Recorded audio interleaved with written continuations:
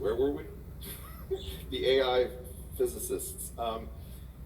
Look, I'm partial to humans, and I'm actually partial to egos. I mean, all sorts of things that I like, everybody's decided are terrible. I like humans, I like egos. I'm glad I agree with both of you that we should have children, and that Ezra should probably remove himself and leave the rest of us alone in the gene pool. Um, Look, we're in dire circumstances, and what we're looking for is an analog of the neutron. And the neutron changed everything because it allowed chain reactions, and that ushered in the atomic age. Or the semiconductor changed everything. Or the World Wide Web that came out of CERN. These are things that changed everything, whether it's radio frequency communications. We're looking for something that obviates the needs for rockets. Rockets are sort of embarrassing in 2022 because there's not that much that can be reached. So, it's like buying a huge boat for a small lake. There's just not that many places you can go. So my feeling about this is we have to reacquaint ourselves with the possible. We've been living so long under Einstein and Bohr that we've forgotten that their limitations may not be our limitations if we can crack a puzzle. And the neutron was 1932, so it's within living memory.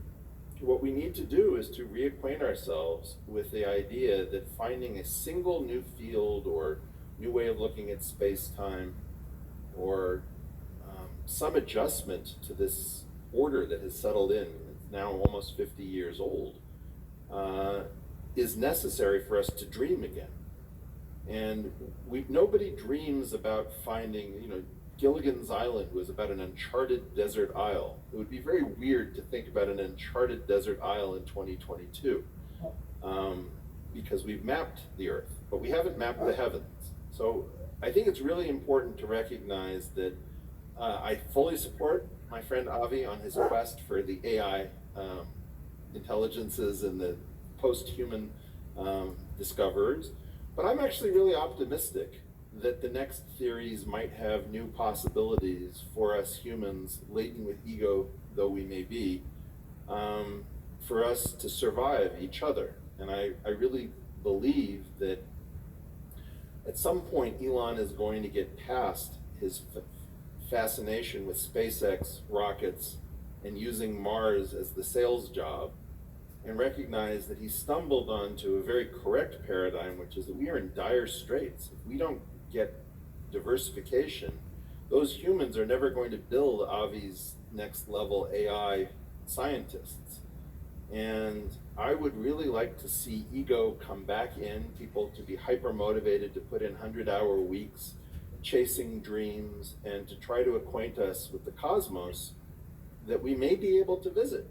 And people, part of the problem is the instant you talk like this, the conversation has been pre-hijacked. People immediately think you mean Mars because Elon has said that we're going to survive because we're going to decamp to Mars, which is not really a realistic proposition via rockets.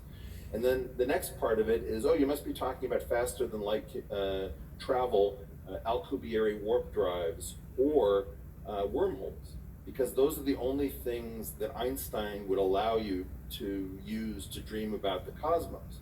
The idea of saying post-Einstein, that I accept Einstein for who he is and what he did, but he is not the last word. And there would probably not be a Schwarzschild singularity nor a Friedman-Robertson-Walker singularity if his theory was complete. It's probably merely effective. And that is the challenge of our times, to get out of the straitjacket.